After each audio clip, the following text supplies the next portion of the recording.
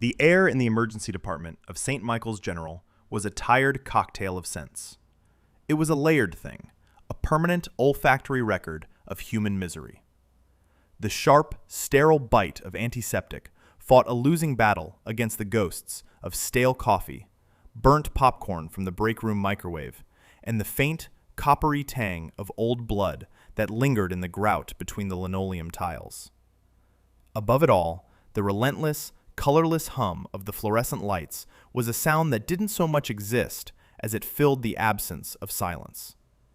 It was a kingdom of controlled chaos, a symphony of crisis played on beeping monitors and the squeaking rubber soles of hurried feet. Alara Vance moved through this kingdom like a ghost, and not an impressive one. She was perceived as slow, her movements deliberate to the point of hesitation.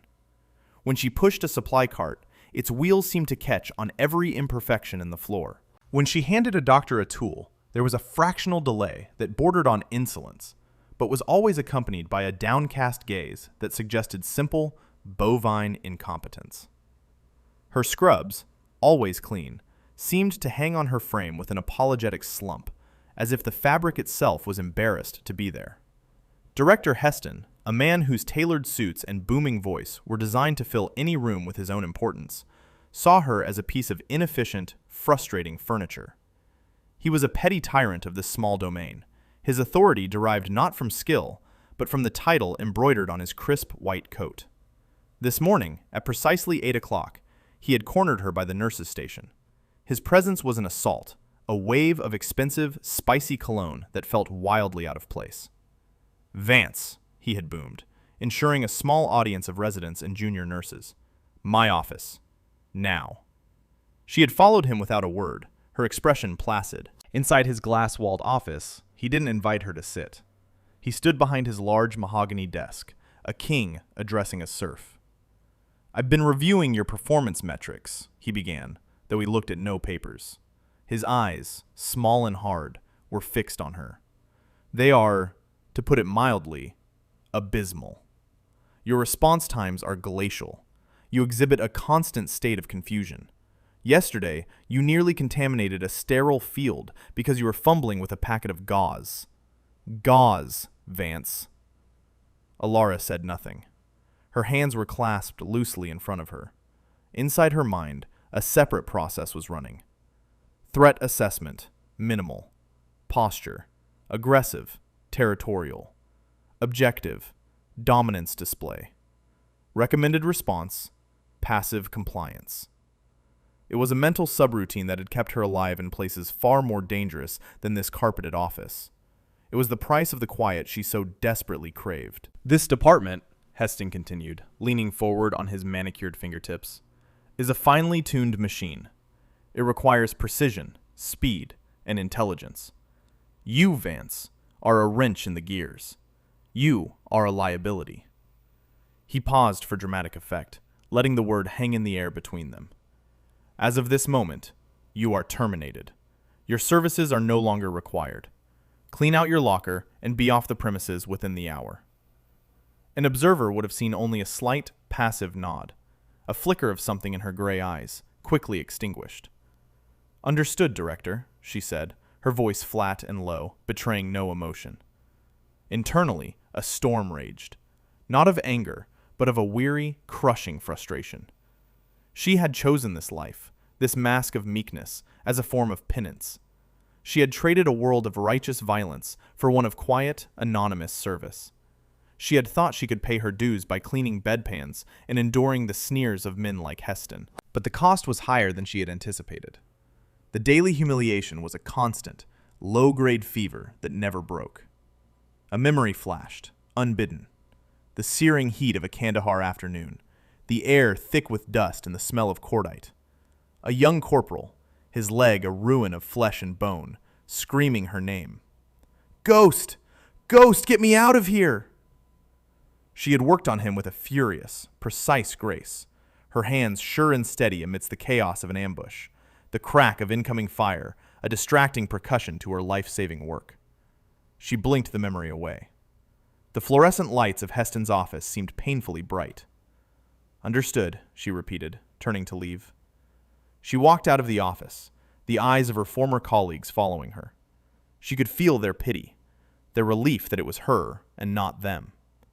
She kept her gaze fixed on the floor, her shoulders stooped in that familiar, apologetic posture. She was almost to her locker when the world changed. It started not with a bang, but with a series of piercing, electronic shrieks. The overhead speakers, usually reserved for mundane pages, crackled to life with an automated voice, cold and devoid of emotion. Code black. Code black. Mass casualty incident declared. All stations, prepare for immediate patient influx. Code black. The effect was instantaneous.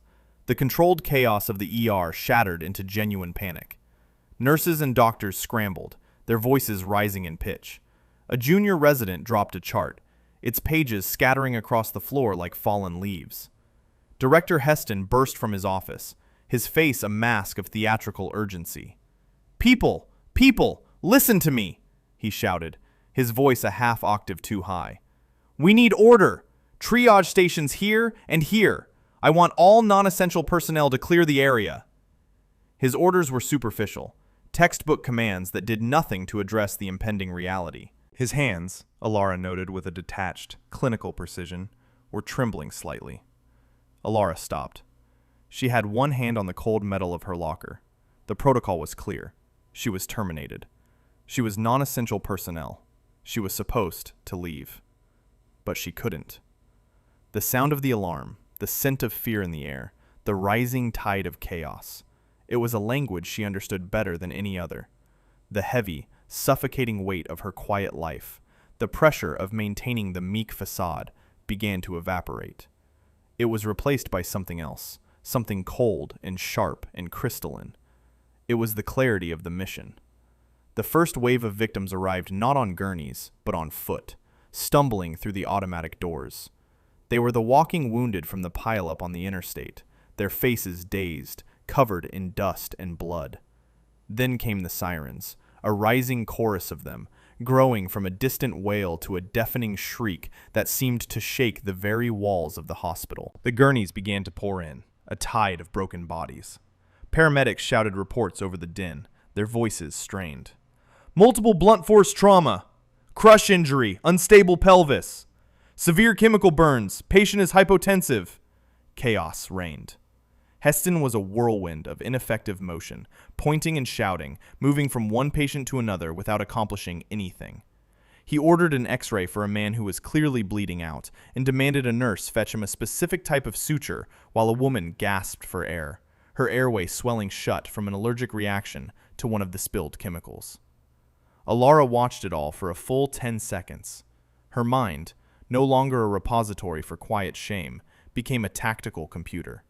It processed the inputs, the sounds, the smells, the injuries, the panicked movements of the staff, and ran 1,000 silent calculations. She cataloged the available resources, the skill levels of the personnel she had observed over the past few months, the layout of the ER. The chaotic symphony of the room resolved itself into a series of distinct, solvable problems. Her heart rate, which had been elevated by the confrontation with Heston, slowed to a steady, powerful rhythm. The critical moment, the point of no return, arrived in the form of a state trooper. He was wheeled in on a gurney, his uniform shredded and soaked in blood. A jagged piece of metal protruded from his thigh, and his chest was a concave ruin. A paramedic was manually bagging him, but his face was turning a dusky blue. "He's got a tension pneumothorax and a severed femoral artery," the paramedic yelled. "We tried to decompress in the field. No luck. He's circling the drain." Heston descended upon the gurney like a vulture. "Get me an intubation tray," he commanded, his voice shrill. "We need to secure his airway."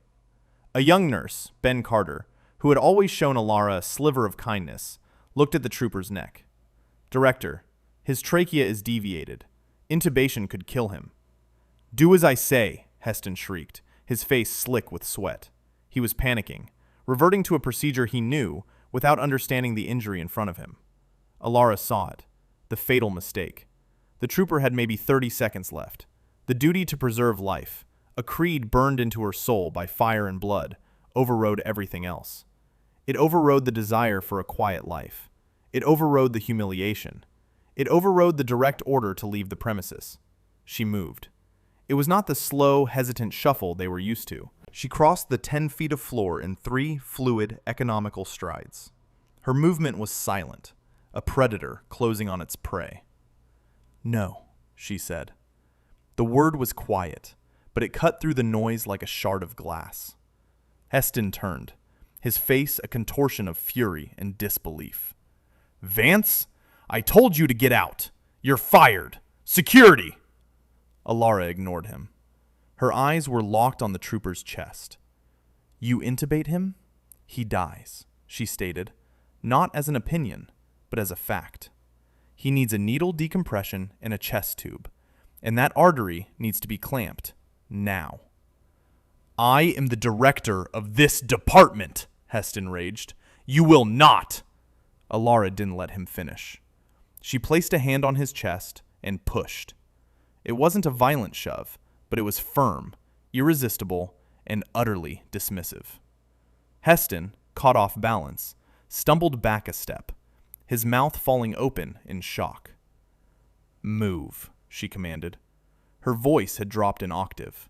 It was a coarse, gravelly sound, stripped of all deference. It was the voice of command. In that instant, the mask didn't just crack. It disintegrated. The apologetic slump in her shoulders vanished, her spine snapping ramrod straight. Her head came up, and for the first time, the staff of St. Michael's ER saw her eyes. They were not the downcast, vacant pools of gray they had assumed. They were the color of a winter storm, hard and analytical, sweeping over the scene and taking in every detail. Ben Carter stared, mesmerized. The clumsy, quiet woman was gone. In her place stood someone else entirely, a figure radiating an aura of absolute, unshakable competence. "Carter," Alara snapped, her gaze flicking to him. "Get me a 14-gauge needle and a chest tube tray. Now!" Ben didn't hesitate. He broke from his stupor and ran. The authority in her voice was more real, more potent than Heston's title had ever been. "You!" Alara's finger pointed at another nurse, a woman named Diaz. "Get your hand inside that leg wound. Find the artery. Press down like you're trying to push your thumb through the bone. Do not let go until I tell you to." Nurse Diaz, who had often gossiped about Alara's incompetence, looked from the terrifying wound to Alara's face and saw nothing but certainty. She nodded, her own panic receding in the face of such command. She plunged her gloved hand into the trooper's mangled thigh. Alara turned back to the trooper's chest. Ben slapped the angiocath into her hand. Without measuring, using only the landmark she could feel with her fingertips, she found the second intercostal space, mid-clavicular line. She drove the needle into his chest with a single, practiced motion. There was a hiss, like air escaping a punctured tire, and the trooper's chest began to rise more evenly with the paramedic's bagging. "That bought him a minute," she announced to no one in particular. "Chest tube." Ben had the tray ready. Alara took the scalpel. Her hands, which so often fumbled with tape and gauze, were now impossibly steady. She made the incision with a surgeon's precision, spread the tissue, and inserted the tube in a series of swift, efficient movements that seemed too fast for the eye to follow. Heston stood frozen on the periphery, his face pale, his authority stripped from him as easily as a bandage. He sputtered her name, then insubordination, then security, but his voice was lost in the focused intensity of the work Alara was orchestrating. He had become irrelevant. For the next hour, Alara Vance was the storm's calm center. She moved through the ER with a lethal grace, a whirlwind of controlled, violent healing. She was a master triage officer, her mind a ruthless calculator of life and death. "Black tag," she said, barely glancing at a victim with catastrophic head injuries. "Move on." The words were brutal, but they saved time, directing resources to those who could be saved. She saw a young man choking, his face purple. "Airways obstructed by debris. Give me a laryngoscope and forceps." When they were too slow, she simply hooked her fingers into his mouth, cleared the blockage manually, and then barked, "Now bag him!" She set a compound fracture with a sickening crunch that made Ben Carter wince, then immediately splinted it with 2 pieces of a broken clipboard and medical tape. She drilled an intraosseous line into the shin of a burn victim whose veins had collapsed, her movements quick and certain. She diagnosed a cardiac tamponade by sound and feel alone, and guided a terrified resident through his first pericardiocentesis. Her commands were short, staccato, and clear. 2 units, O-neg, and a tourniquet for Bay 3. I need a suture kit, and someone who can run a central line. Carter, what's the pressure on the trooper? And the staff, who hours before had mocked her and pitied her, obeyed without question. They recognized true competence when they saw it. The hierarchy had inverted. The director was a powerless ghost, and the fired nurse was the absolute commander. Ben Carter became her shadow, her unofficial lieutenant, anticipating her needs, relaying her orders, his face a mask of awe. In a curtained-off bay, 2 Marines who had come in earlier for minor injuries from a bar fight watched the entire spectacle. They had been teasing her that morning, calling her Nurse Fumbles. Now they were silent, their expressions reverent. One of them, a corporal with a sergeant's chevrons tattooed on his arm, whispered to his friend, "Dude, she moves like my DI from Paris Island. No, she moves like the recon guys who trained us." Slowly, methodically, Alara wrestled the chaos into submission. What had been a screaming, panicked mob was now a functioning trauma unit. The noise level dropped. The frantic movements were replaced by purposeful action. Lives were being saved. It was in the first lull, as the last of the critical patients were being stabilized or sent to surgery, that a new sound intruded. It was a deep, rhythmic whoomp, whoomp, whoomp that grew steadily louder, vibrating through the windows. Ben looked out into the parking lot. "Helicopters," he said, confused. "They're not medevac." 3 sleek, black helicopters, the kind he'd only ever seen in movies, were circling the hospital. They moved with a predatory grace, their markings stark and military. One of them broke formation and descended with impossible precision toward the hospital's rooftop helipad. Minutes later, the doors to the ER slid open again. This time, it wasn't a patient or a paramedic. 2 men in full combat fatigues, rifles held at a low ready, stepped inside and took up positions on either side of the entrance. They were followed by a man who radiated an authority that made Director Heston seem like a cheap imitation. He was a full-bird colonel, his uniform crisp, his face a roadmap of hard-won experience. He moved with a quiet confidence that instantly drew every eye in the room. Heston, seeing a chance to reclaim his narrative and his power, scurried toward him. "Colonel, thank God you're here. This situation has been a nightmare. I've had to deal with an act of gross insubordination. This woman," he said, pointing a shaking finger at Alara, who was calmly checking the trooper's vitals, "assaulted me and took over my emergency room. I had her fired this morning, and she refused to leave. I demand she be arrested." The colonel's gaze swept the room, taking in the organized lines of patients, the focused work of the staff, and the pale, sputtering figure of Director Heston. His eyes, the same color of storm cloud gray as Alara's, finally came to rest on her. He didn't see a disgraced nurse in cheap scrubs. A flicker of recognition, of immense respect, softened his hard features. "Ghost," he said, his voice a low rumble that carried across the now quiet room. "Figured I might find you in the middle of a mess. You always did hate sitting still." Alara looked up from the monitor. She offered the colonel a small, tired nod. "Marcus," she said, her voice back to its quiet register, but now imbued with an unstated weight. "What are you doing here?" The colonel, Marcus Thorne, ignored her question and turned his full attention to the bewildered Heston. His voice dropped, losing all its warmth and becoming as cold and hard as chipped granite. "Director Heston," he began, "you fired this woman this morning." "Yes, absolutely. She's a danger. This woman," Thorne cut him off, his voice like a whip crack, "is Sergeant First Class Alara Vance, call sign Ghost. Retired, Special Operations Combat Medic, attached to a unit you are not cleared to know the name of. She has 3 bronze stars, 1 with Valor, a silver star, and 2 purple hearts. She didn't just read the manual on mass casualty triage under hostile conditions. She wrote half of it. The current protocols used by every Tier 1 operator in the field are based on techniques she perfected while under enemy fire in the Korengal Valley." A collective gasp went through the room. Ben Carter stared at Alara, his mind struggling to reconcile the clumsy nurse who dropped IV bags with the decorated war hero the colonel described. The two Marines in the bay just looked at each other, their earlier assessment feeling like a wild understatement. Thorne took